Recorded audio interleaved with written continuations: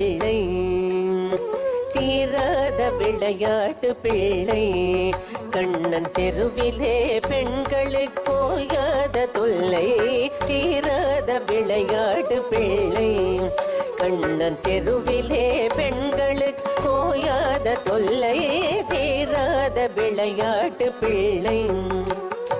தின்னப்பழம் கொண்டு தருவான்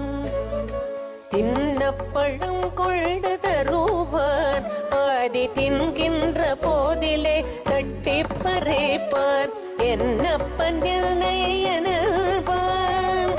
என்னப்பன் என்னை எனல்வான் அதனை எச்சப்படுத்தி கடித்து கொடுப்பான் தீராத விளையாட்டு பிள்ளை